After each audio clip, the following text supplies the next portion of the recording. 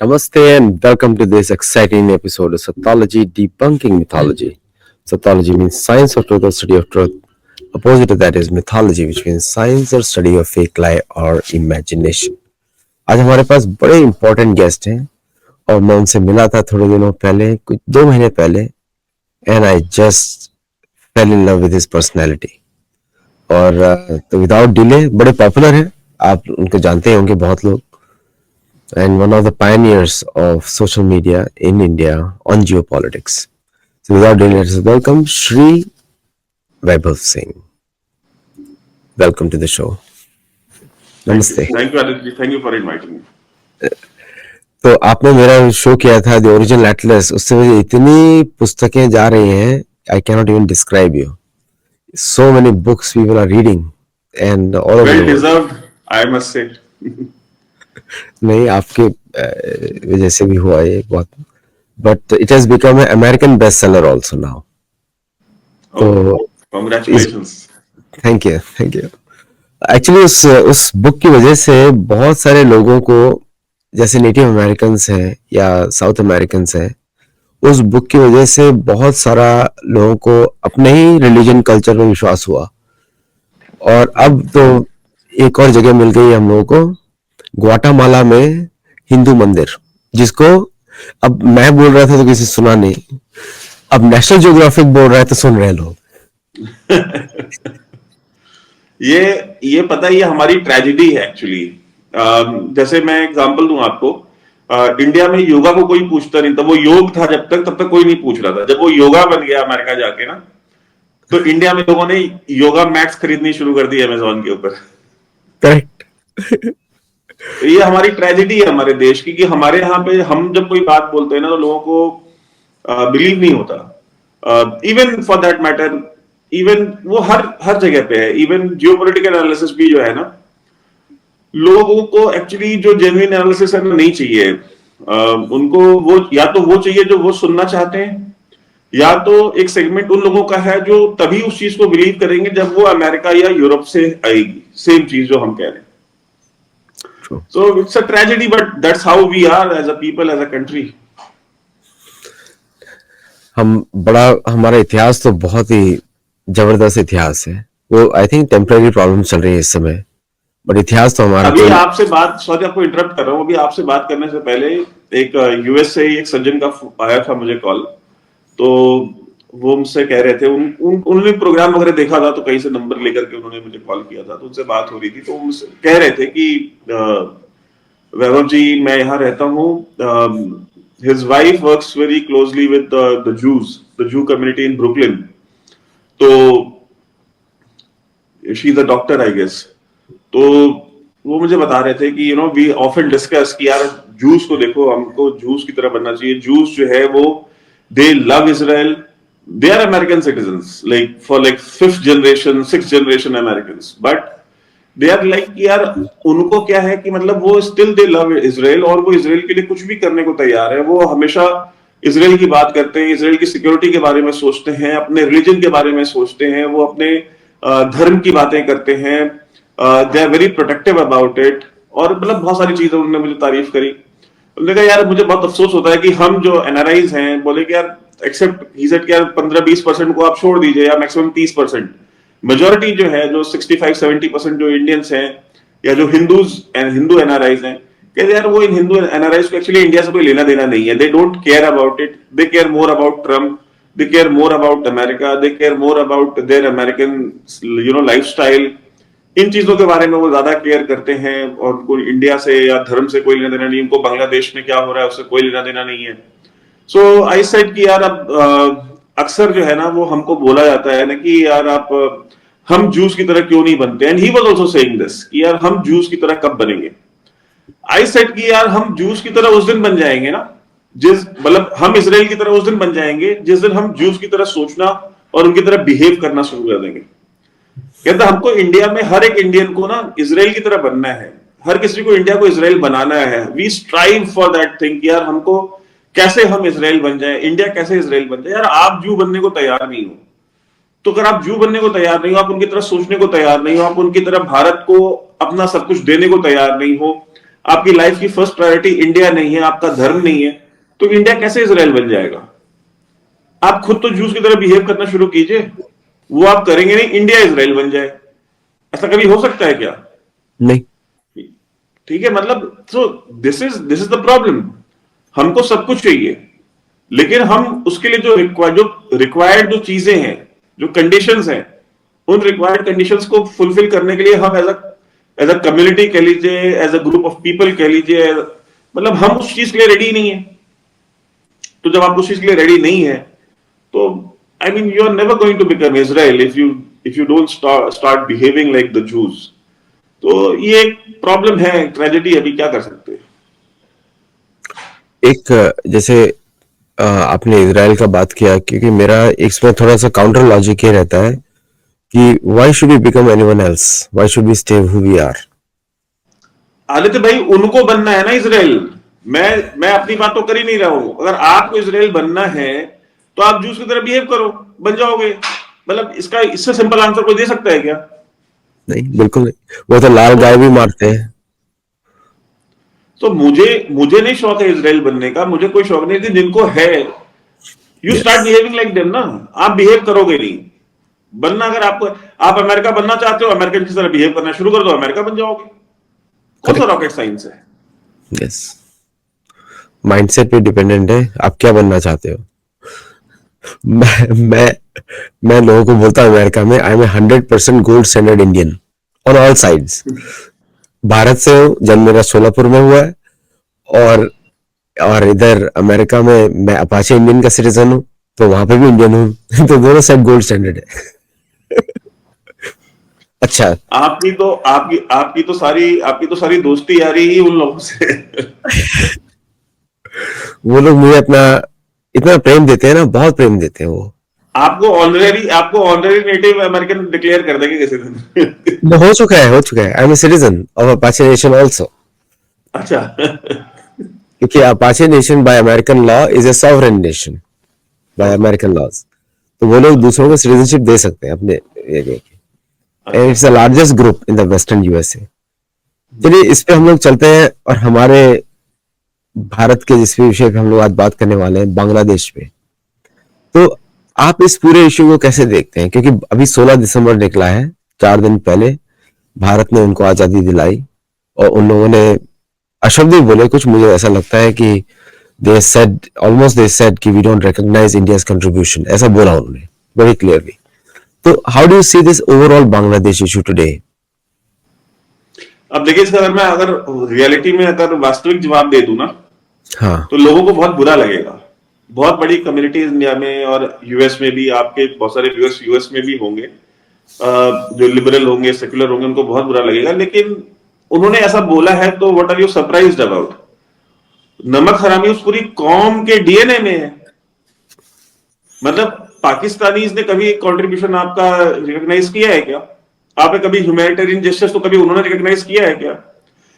बांग्लादेश भी आप छोड़ दो, आपके यहाँ जो इंडिया के अंदर रहते हैं, जो स्पेशल प्रिविलेज लेके बैठे हुए हैं, वक्फ बोर्ड लेके बैठे, मतलब मजहब के नाम पे दो दो मुल्क ले लिए इंडिया को, पार्टीशन करके। उसके बाद इंडिया में रह करके उनको स्पेशल प्रिविलेज भी चाहिए, पर्सनल लॉ भी चाहिए, वक्फ बोर्ड भी चाहिए, हलाला भी करना है, ट्रिपल तलाक भी देना है, गवर्नमेंट से हर सब्सिडी भी लेनी है, गवर्नमेंट के सारे पर्क्स एंड प्रिविलेजेस भी लेने हैं। आप देख लीजिए, उत्तर प्रदेश में संभल में कोई बिजली का बिल नहीं दे रहा था। वहां का जो मेंबर ऑफ पार्लियामेंट है बर्क, उसके घर के बिजली का बिल जो है वो नोएडा या उत्तर प्रदेश के किसी गांव में रहने वाले जो बिलो पॉवर्टी लाइन जो फैमिली होगी, उसके घर से भी कम बिजली का बिल, जो कच्चे घर में रहता है उससे भी कम बिजली का बिल उसके घर का आ रहा था, मेंबर ऑफ पार्लियामेंट के। तो चोरी, मतलब मुफ्त की बिजली, मुफ्त का पानी, मुफ्त का हज, मुफ्त का सब कुछ, ये पूरा पूरा मुल्क उन्हीं के, उनको ही तश्तरी में सजा करके हमने दिया हुआ था 75-76 साल से। मनमोहन सिंह ने एज अ प्राइम मिनिस्टर ये कह दिया कि इस देश के जितने भी रिसोर्सेज हैं, इन सारे रिसोर्सेज में सबसे पहला हक जो है वो मुसलमानों का है। उसके बाद भी वो कभी कांग्रेस से भी खुश नहीं रहे, वो आपसे भी खुश नहीं है। तो देश का बंटवारा करने के बाद, लाखों करोड़ों हिंदुओं को डिस्प्लेस करने के बाद, उनको जान से मारने के बाद, उनके बलात्कार करने के बाद वो पाकिस्तान में खुश नहीं है, अगर इंडिया में खुश नहीं है, तो बांग्लादेश में आपको क्या चाहिए था? उनसे कोई मेडल चाहिए था ग्रेटिट्यूड का?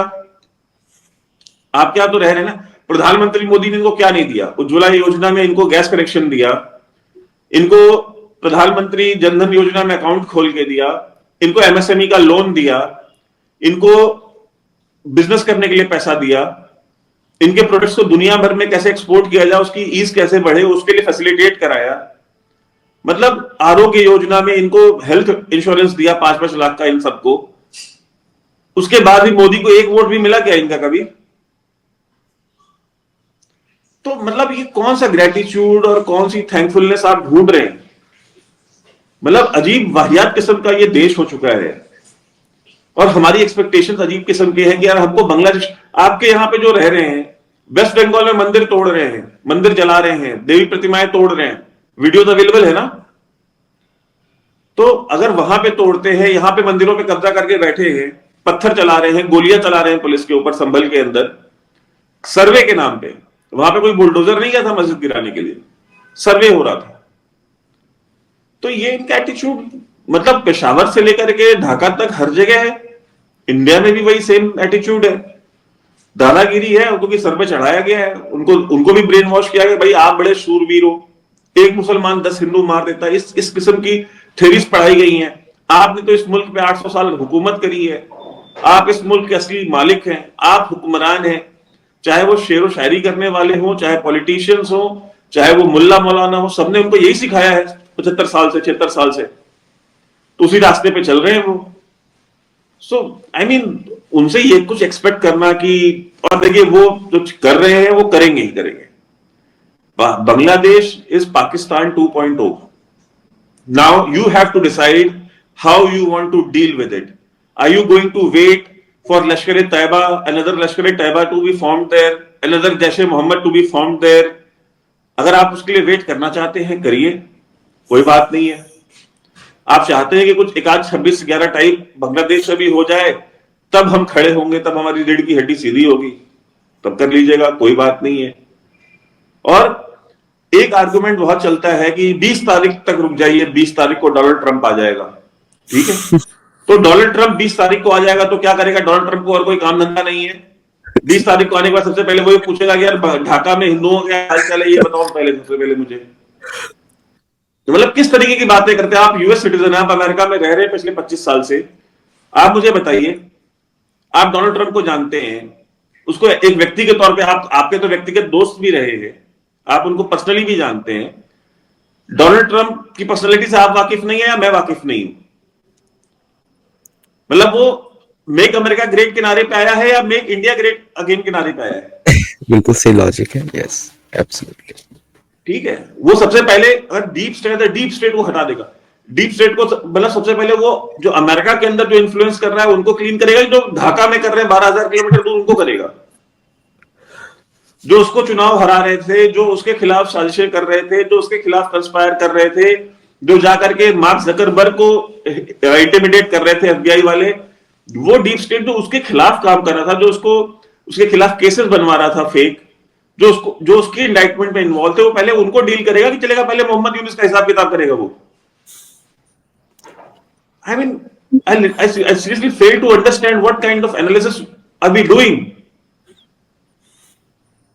So, और अगर आप खुद खड़े नहीं होंगे आपके पड़ोस में जो हो रहा है उसके लिए, आप खुद नहीं खड़े हो सकते, तो वो क्यों आएगा खड़ा होने?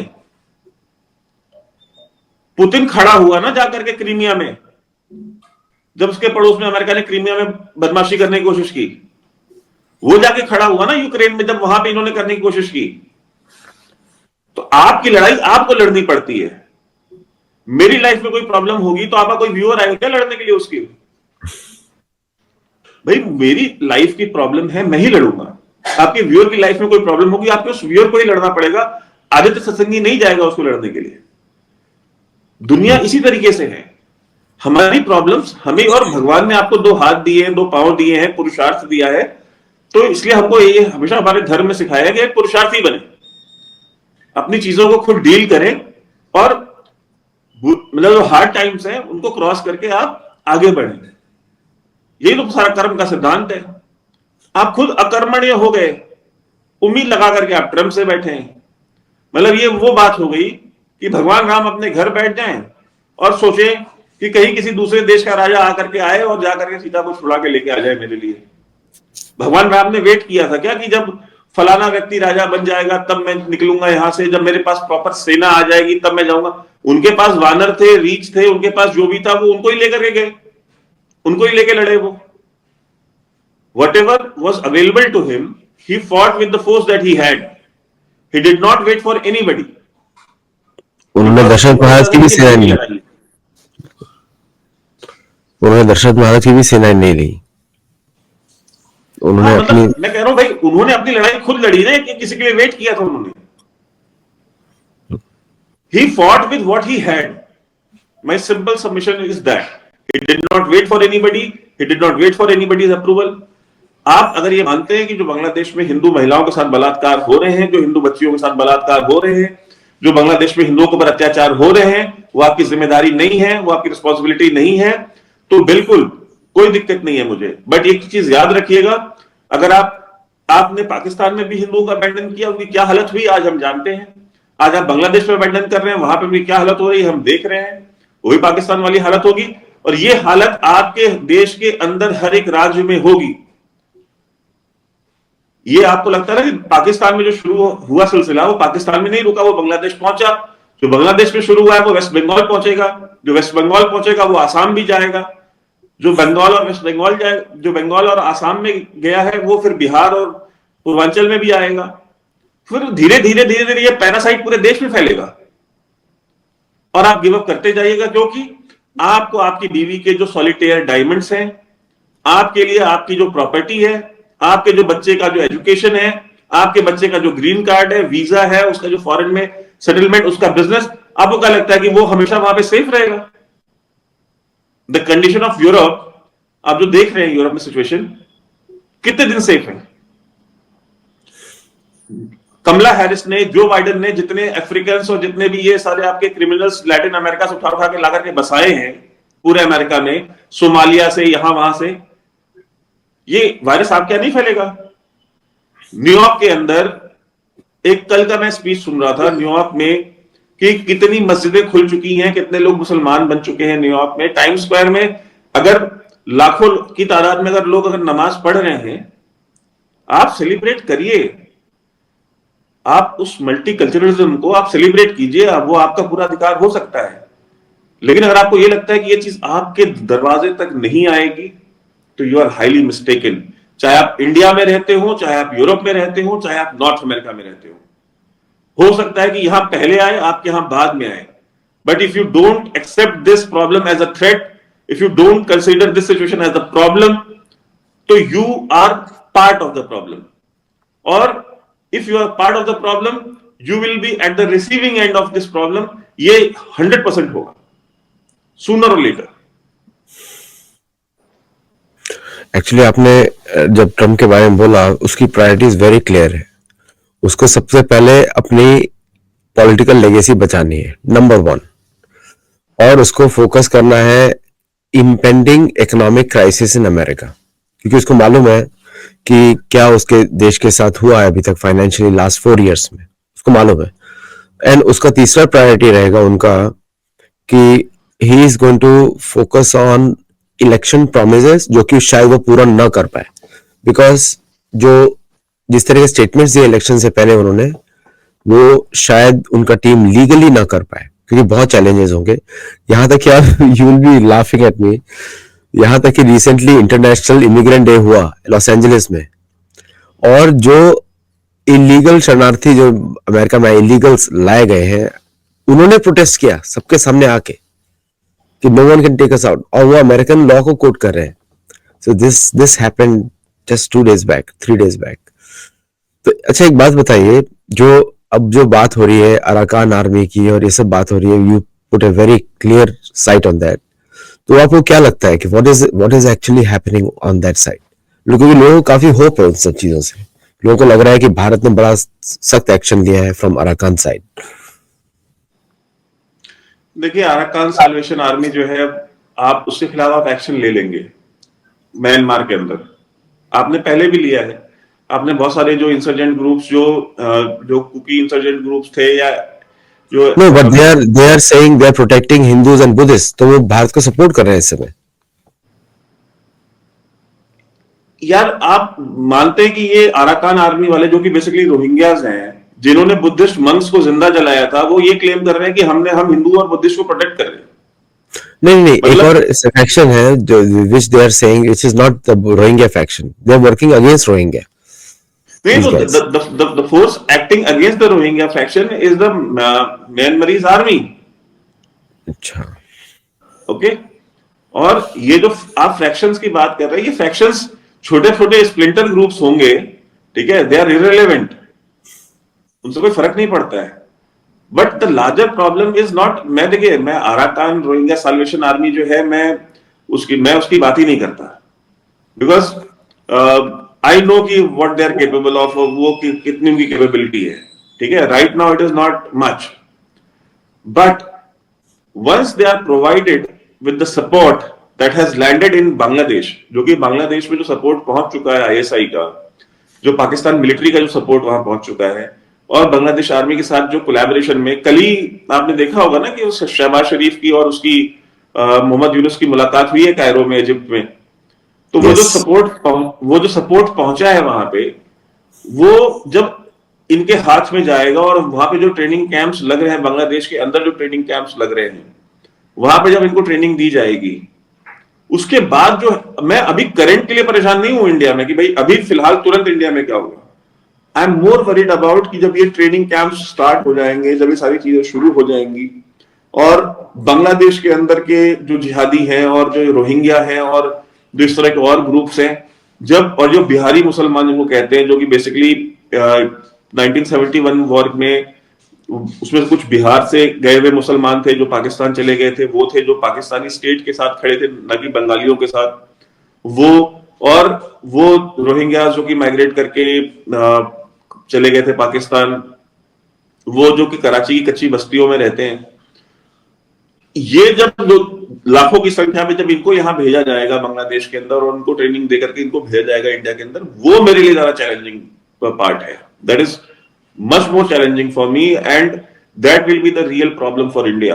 और हम तो अभी फिलहाल बात कर रहे हैं बांग्लादेश के अंदर जो हिंदुओं के साथ हो रहा है, हमारे साथ तो होना है। तो चाहे वो रोहिंग्या फ्रैक्शन हो, चाहे वो आपका बांग्लादेश से जो टेररिज्म या जो आईएसआई का जो रोल होगा, वो तो स्टार्ट होगा अब धीरे धीरे। बट करेंटली जो चल रहा है बांग्लादेश में, I am more concern about that. जो मंदिर जलाए जा रहे हैं, जो औरतें उठाई जा रही हैं, जिनके रेप हो रहे हैं, जो बलात्कार हो रहे हैं, और उसको लोग बैठ कर ट्विटर पे डिफेंड कर रहे हैं कि ये तो फेक न्यूज है, वो जली हुई मूर्तियां फेक है, वो जले हुए मंदिर फेक है। 100 केसेस में से अगर कहीं कोई एक मिसरिप्रेजेंटेड चीज आती है, जो कि हर हर क्राइसिस में होता है, कि 100 में से 2-4 फेक चीजें आ जाती हैं, बिकॉज एक सेंसेशनलिज्म चल रहा होता है, हर किसी को अपनी रीच बढ़ानी होती है, तो जल्दीबाजी में लोग बिना वेरीफाई किए 2-4 चीजें वैसी भी डाल देते हैं। बट वो 2-4 अगर कोई फेक है, इसका मतलब ये थोड़ी कि जो बाकी की रेस्ट ऑफ द 95-96% चीजें हैं वो सारी की सारी फेक हैं, वो तो सही है ना। सो मुझे बेसिकली प्रॉब्लम उस चीज से है।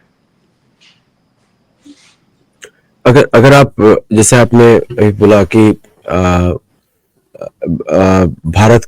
भारत के अंदर ये सब फैल सकता है और फैलेगा भी, आपने बोला, बिल्कुल सही बोला कि फैलेगा भी, what happened in before also.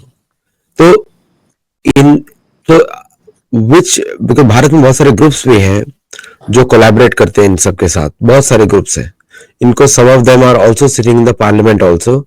Recently एक किसी स्टेट में एक व्यक्ति निकला था, जर्मन सिटीजन, और ऐसा भी हो सकता है कि बहुत सारे एमपीज जो हैं they are actually directly from Bangladesh and sitting in the West Bengal assembly also. ये भी चल रहा है बहुत जगह। So what do you see is a problem, main problem from the political support to them from within India?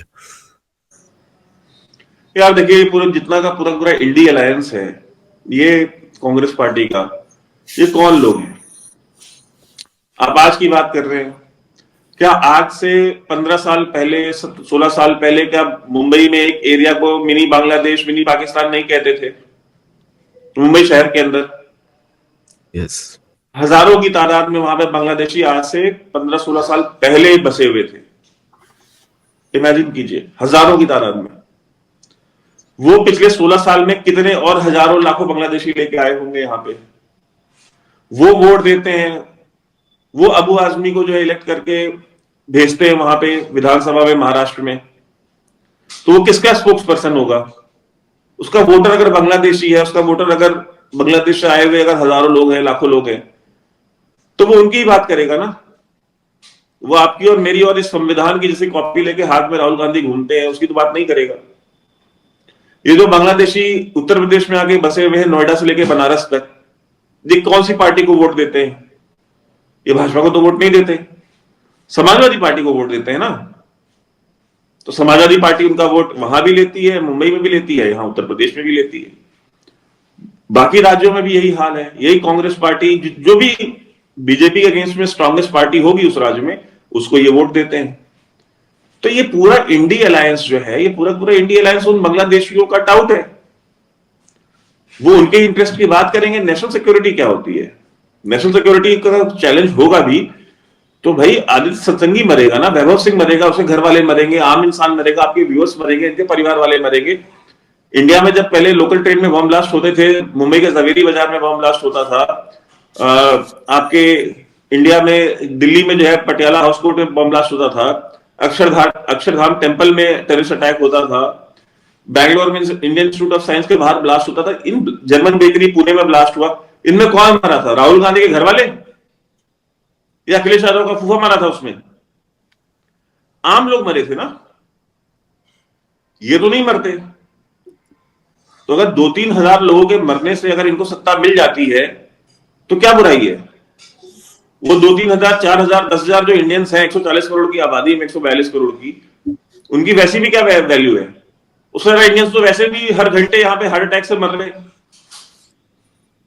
So power is very crude and very cruel. तो उनको इन चीजों की, ये जो आप वैल्यूज, जो आप ये बातें कर रहे हैं ना, जो हमको एक आम इंसान के तौर पे हमको ये चीजें बहुत हर्ट करती हैं, हम बहुत सेंसिटिव होते हैं, सत्ता में बैठे हुए लोगों के लिए चीजें कोई बहुत ज्यादा मैटर नहीं करती हैं, क्योंकि वो इन चीजों से बहुत ऊपर उठ चुके हैं। वो बहुत लॉजिकली सोचते हैं। वो ये सोचते हैं यार, एक दिन में डायबिटीज से कितने लोग मर रहे हैं इंडिया में, एक दिन में किडनी फेलियर से कितने लोग मर रहे हैं, एक दिन में हार्ट अटैक से कितने मर रहे हैं।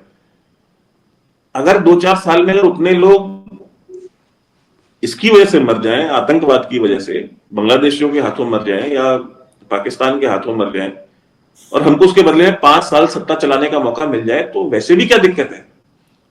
उनको वो नहीं मारते तो भी वो मरते ही ना यार, कौन सा अमर होने के लिए आए थे? I mean, this is how people sitting in power think. ठीक है, आप कश्मीर में एक साथ 100 लोगों को मार देंगे तो हम खड़े हो जाएंगे। आप एक एक 2-2 करके 150 मार दो, कोई दिक्कत नहीं है, क्योंकि जब 100 लोग एक साथ मारते हो तो पब्लिक एकदम से पब्लिक गुस्सा हो जाती है, पब्लिक के अंदर एंगर आ जाता है। एक एक 2-2 करके मारते हो तो पब्लिक को भी लगता है ना कि हाँ, आज हो गया छोटा सा इंसिडेंट, हाँ एक लोग मर गए, चलो ठीक है, कल भूल जाएंगे, क्योंकि नेटफ्लिक्स भी देखना है, अमेजोन भी देखना है, और दुनिया भर के और भी स्ट्रीमिंग प्लेटफॉर्म्स देखने हैं, एंटरटेनमेंट देखना है, कपिल शर्मा का कॉमेडी शो देखना है, लाइफ में अपने 25 चीजें हैं, दो आदमी मर गया, कश्मीर में मर गया, तो एक एक दो दो करके साल भर में उन्होंने 200 मार दिए, कोई दिक्कत नहीं, किसी को कोई फर्क नहीं पड़ता। तो जनता भी वैसी ही है। So that's the problem. And जो सत्ता में बैठे हुए लोग हैं वो बहुत समझदार लोग हैं, उनको पता है ये चीज। वो जनता को, पब्लिक की नफ्स को मेरे से और आपसे ज्यादा बेहतर तरीके से समझते हैं। उनको पता है कि जनता किस बात पे रिएक्ट करेगी, किस बात पे हमको, अगर इस बात पे जनता हमसे नाराज हो जाएगी, अगर हम इस तरह का एक्शन नहीं लेंगे तो हमको इस चीज का नुकसान हो जाएगा। जब वो सिचुएशन होती है तो वो एक्ट करते हैं।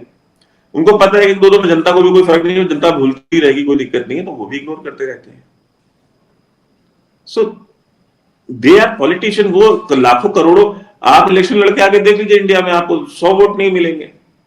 मैं यहां खड़ा हो जाऊं, जितने मुझे व्यूज मिलते हैं उसका आधा % या 0.01% भी वोट नहीं मिलेगा। लेकिन सामने वाले को अगर इतने करोड़ों में वोट, भाई कांग्रेस पार्टी को भी तो करोड़ों में वोट पड़े हैं ना, वो जो 99 सीटें लेकर के लोकसभा में गए हैं उनको भी करोड़ों वोट पड़े हैं। तो इतना एंटी नेशनल होने के बावजूद उनको उतने करोड़ों वोट्स कहां से मिल गए? Because they are smarter than us, that is why ना। सो जो सत्ता में बैठे हुए लोग हैं, जो इलेक्शन जीत रहे हैं, उनको पता है कि how to play with the sentiment of the people, they know how to manipulate people, they know how to navigate, how to fool, how to digress, how to divert. They know all the tricks and techniques because they have given their entire life doing the same thing again and again and again.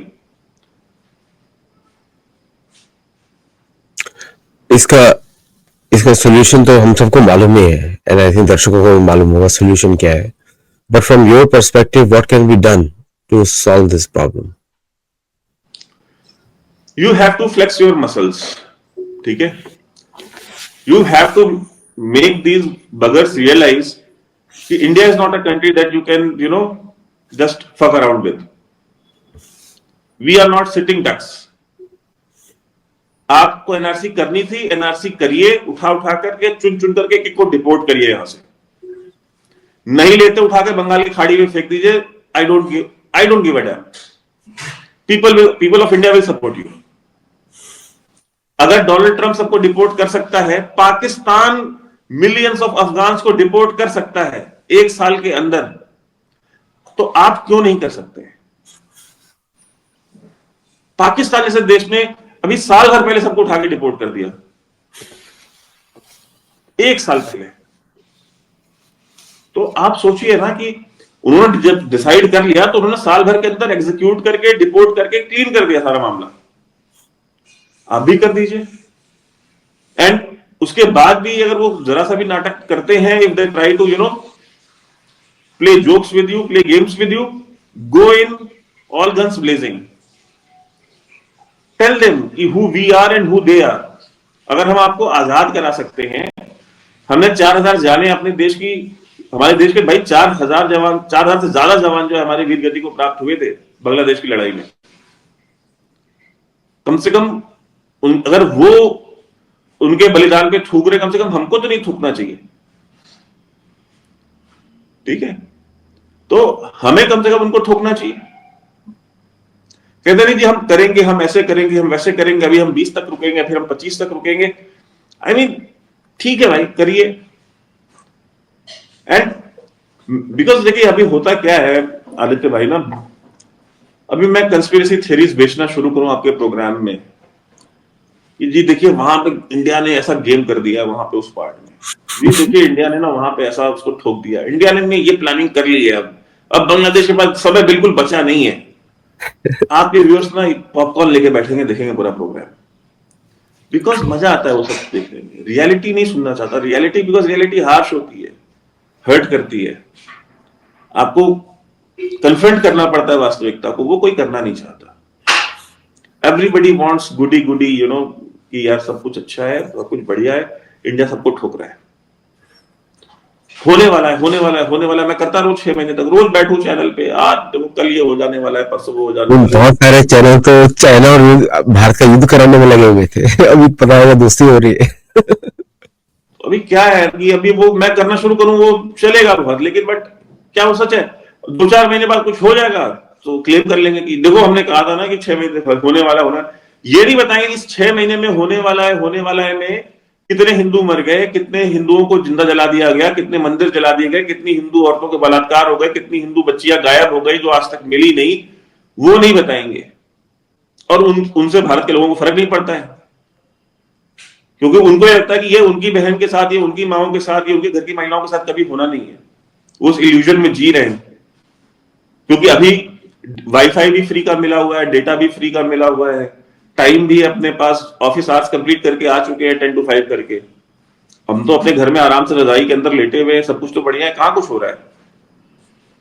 तो मैं हमेशा example देता हूं कि लाहौर में आप चले जाइए, पेशावर चले जाइए, आप सियालकोट चले जाइए, जंग चले जाइए, कराची चले जाइए, जितने भी बड़े बड़े जो शहर थे वहां के, सियालकोट चले जाइए, जो मतलब बड़े शहर जो जहां पे अच्छा खासा बिजनेस था, व्यापार था हिंदुओं का,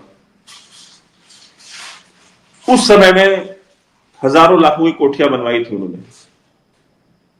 वो कोठियां आज तक खड़ी हैं.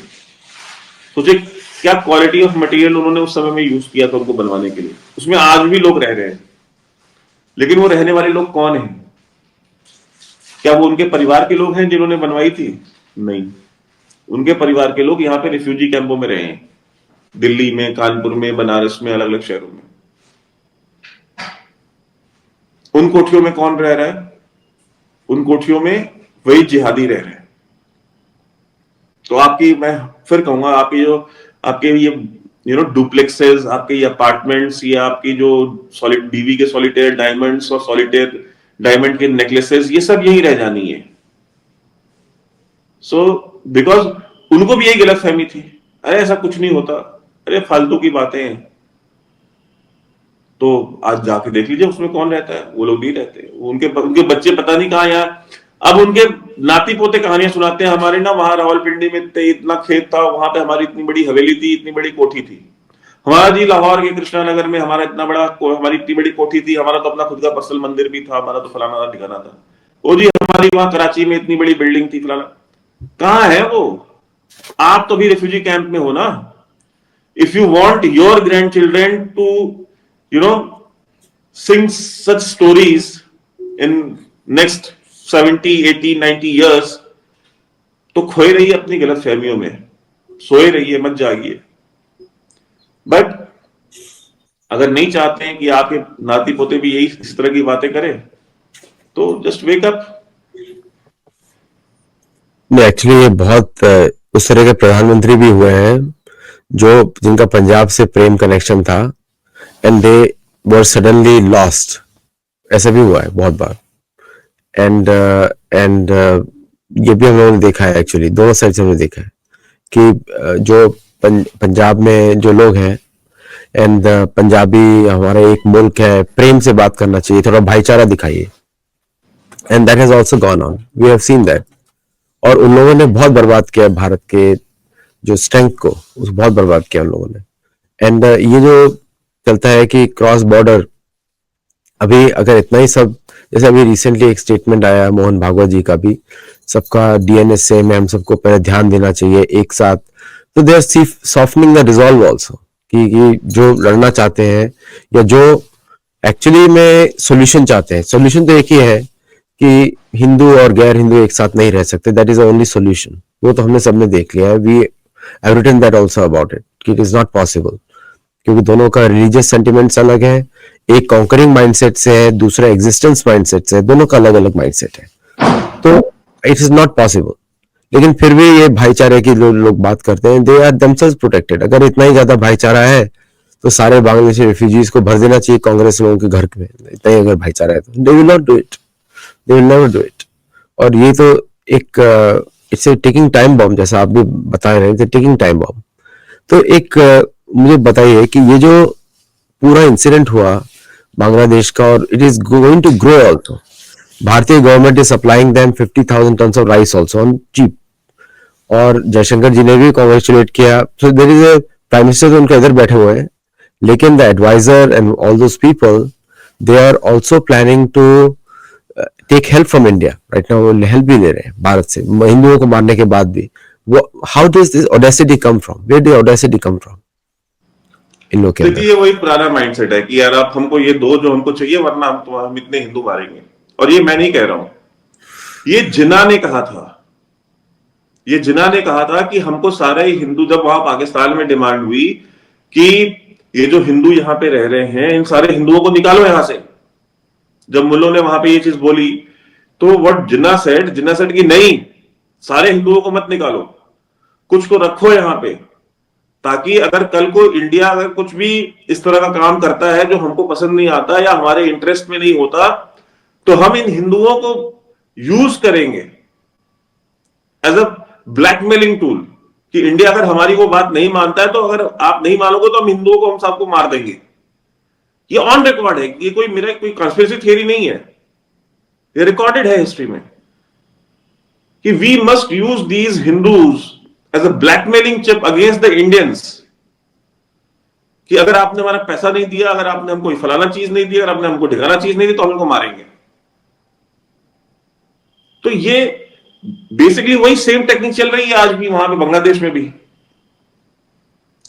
कि आप हमको राइस दो नहीं तो हम मारेंगे, आप हमको फलाना चीज दो नहीं तो हम मारेंगे, आप हमको रिकॉग्नाइज करो नहीं तो हम इनको मारेंगे, हम इनका रेप करेंगे।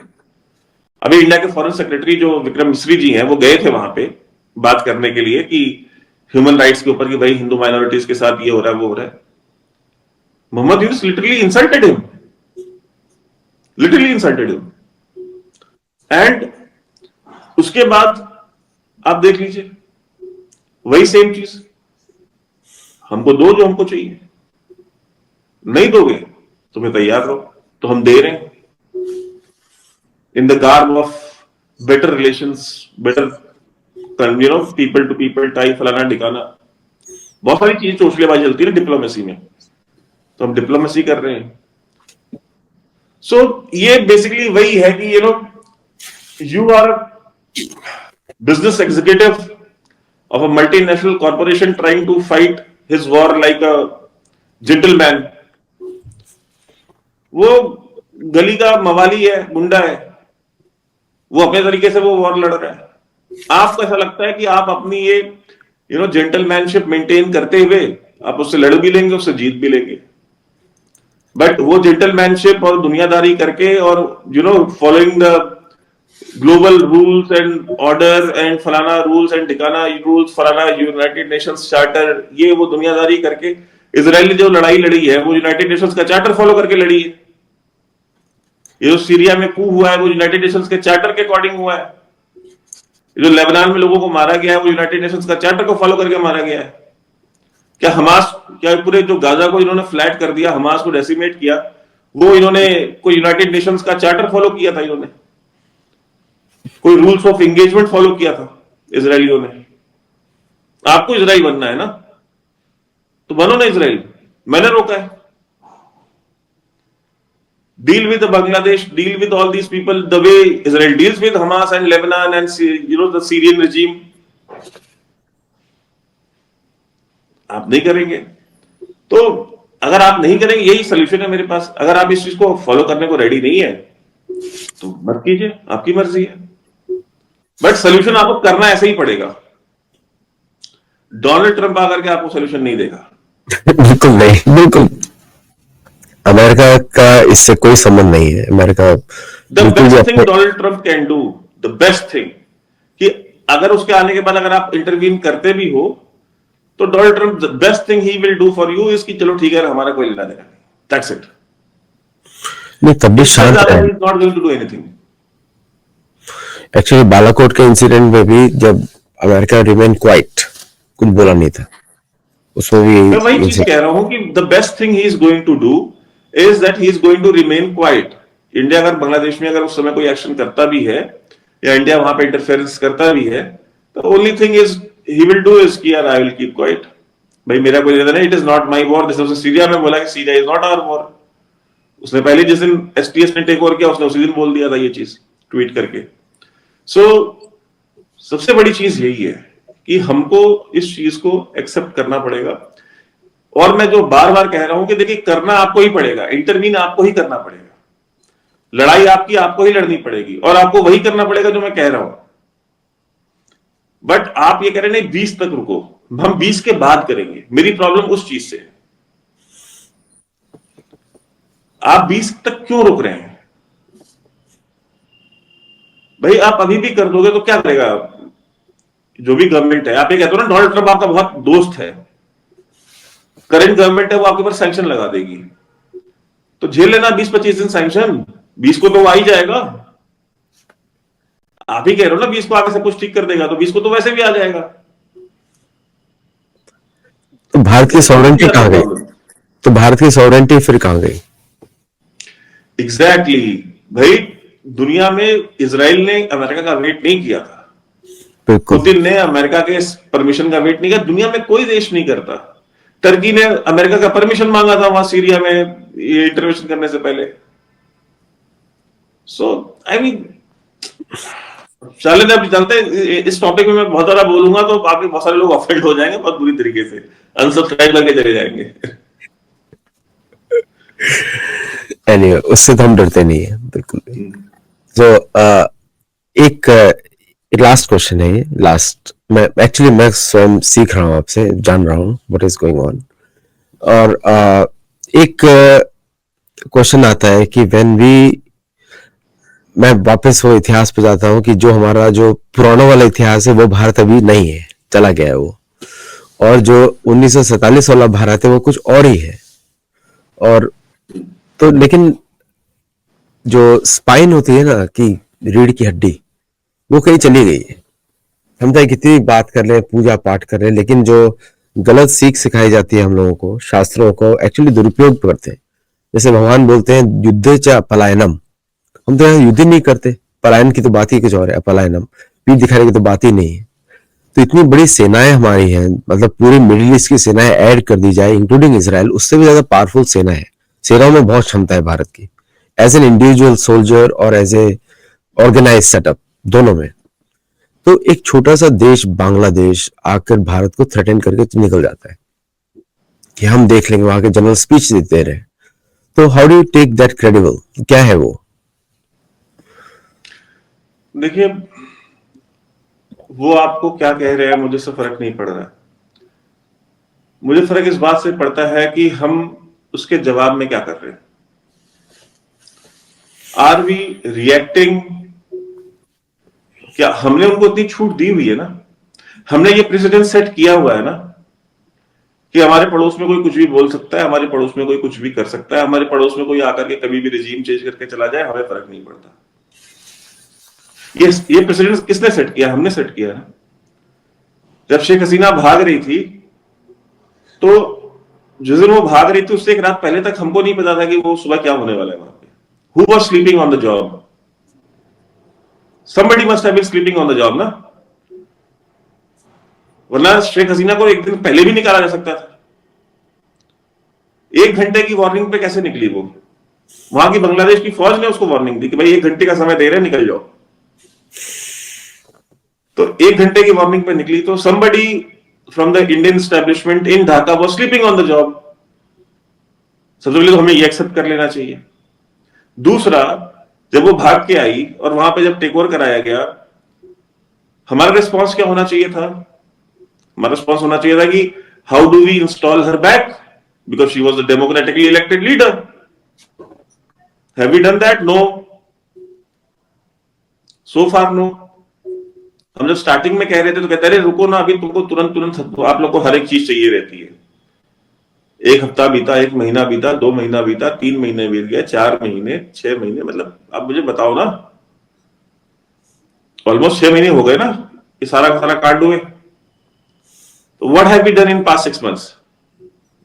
क्या हिंदुओं की सिचुएशन बेटर हुई है? नहीं। क्या हिंदुओं के ऊपर हमले बंद हुए हैं? नहीं। क्या शेख हसीना के वापस जाने की कोई पॉसिबिलिटी है? नहीं। क्या ग्राउंड पे हमें कोई ऐसी एक्टिविटी दिख रही है कि शेख हसीना के सपोर्ट में लोग उतर रहे हो? नहीं। क्या हमें ऐसा कोई इंडिकेटर्स मिल रहे हैं बांग्लादेश में जैसे लग रहा हो कि हाँ कोई रेजिस्टेंस भी है, छोटी मोटी, कहीं दूर देहात गांव में ही, कहीं अखबार में ही, कहीं फेक न्यूज में ही, आर्टिकल्स में ही कहीं कुछ दिख रहा है? नहीं। तो व्हाट हैव वी डन? पहले हम वेट कर रहे थे कि एक बार यूएस प्रेसिडेंशियल इलेक्शन हो जाए, और मान लीजिए अगर डोनाल्ड ट्रंप हार गया होता तो क्या करते? यह सवाल मेरा आपसे है। मेरा यह सवाल हर उस इंसान से है जो ये हमको समझा रहा है कि डोनाल्ड ट्रंप के आने के बाद सब कुछ ठीक हो जाएगा। अगर ट्रंप हार गया होता तो क्या होता? फिर छोड़ देते उनको मरने के लिए सारे हिंदुओं को।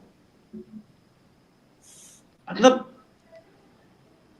It's depressing, literally depressing. आप अगर आपको लॉजिकली, अगर कोई भी इंसान इस पूरी सिचुएशन को डे वन से अभी तक अगर सोचेगा, परम्यूटेशन कॉम्बिनेशन बिठाएगा और सिर्फ एक चीज को रिवर्स कर लेगा कि अगर डोनाल्ड ट्रंप की जगह अगर कमला हैरिस जीत गई होती तो क्या करते? हमारा ऑप्शन बी क्या था? ये जो सारे के सारे एक्सपर्ट्स हैं इनका ऑप्शन बी क्या था? ये जो दुनिया को पढ़ा रहे हैं कि 20 के बाद सब कुछ ठीक हो जाएगा, इनका ऑप्शन बी क्या था? क्या हम अबेंडन करने वाले थे उन हिंदुओं को? क्या हम अबेंडन करने वाले थे बांग्लादेश को? क्या हम अलाउ करने जा रहे थे कि वहां पे दुनिया भर के जिहादी आकर के बैठे और वहां बेस कैंप बनाए और वहां पे ट्रेनिंग करें? बिकॉज अगर वो होता, आप हमला तब करते, तब भी अमेरिका इंटरवीन करता वहां पे। उसको जो सेंट मार्टिन आइलैंड चाहिए, आपको पता है ना सारा, तो यही है ना, उनको सेंट मार्टिन आइलैंड चाहिए। तो क्या हम अलाउ कर रहे हैं अगर भाई सेंट मार्टिन आइलैंड, तो फिर ट्रंप को भी चाहिए होगा।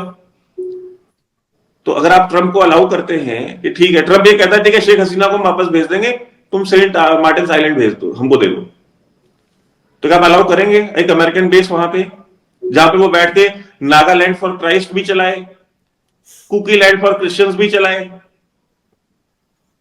मतलब are we ready with CIA, with all its $40 billion budget, all its technology, all its resources, global might, हम अलाउ करने वाले हैं उस चीज को?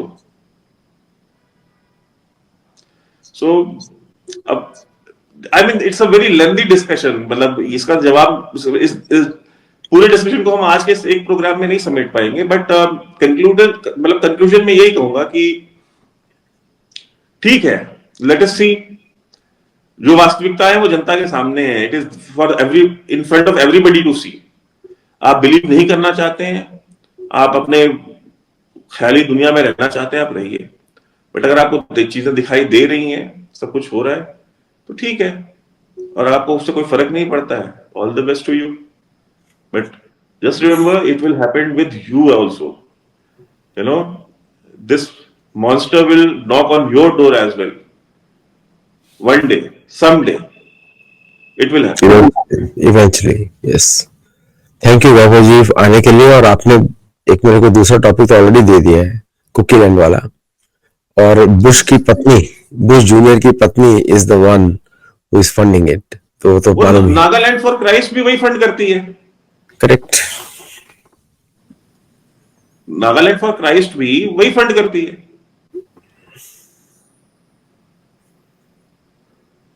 और बहुत सारे वीडियोस भी आए हैं जहां पे American special forces and pastors are involved, और पूरी दुनिया को मालूम है कि अब CIA की ब्लैक ऑप यूनिट, वो कहते हैं ना कि डैनियल स्टीफन कॉर्नी जो है, वो डेल्टा फोर्स है इसकी, CIA की ब्लैक ऑप यूनिट, जो कि बगराम एयरबेस कंधार में जो पोस्टेड, जो बेस थी, वो उसका ऑपरेटिव है, वो वहां पे घुस करके वहां पे वो बुलेट प्रूफ जैकेट भी बांट रहा है, वो ड्रोन्स भी बांट रहा है, वो बूट्स भी बांट रहा है, स्टारलिंक भी बांट रहा है। हाँ, सो आई मीन, और बुश की बीवी उस नागालैंड फॉर क्राइस्ट को आज से थोड़ी फंड कर रही है, वो पिछले 40 साल से फंड कर रही है। एक्चुअली दर्शकों को मालूम होना चाहिए कि these are all burning issues, लेकिन हम लोग वैभव सिंह जी को वापस बुलाएंगे, उनको इनविटेशन देंगे, please come and speak on these topics, क्योंकि ये काफी इंटरेस्टिंग भी है, प्लस एजुकेशनल है इन अ वे कि लोगों को तैयार तो होना ही पड़ेगा किसी भी तरह कि अपनी सुरक्षा की जिम्मेदारी आपका है। और जो लोग इंडियन अमेरिकन बात करते हैं, तो they should see the US supreme court ruling, police has a right to not intervene when two people are fighting with guns, ये अमेरिकन लॉ है। तो आपको अमेरिका में भी आपको अपनी रक्षा खुद करनी पड़ेगी। Police is not design to protect your interest, police is design to carry out the state interest, ये अमेरिकन पुलिस का रूल्स है। तो अगर अमेरिकन पुलिस आपको देख के आपको कुछ हो रहा है और आप कुछ करेंगे नहीं, तो अमेरिकन पुलिस बोले कि भाई सेकंड अमेंडमेंट तो आपके पास भी है ना, क्यों नहीं यूज करते हो? Exactly they going to ask.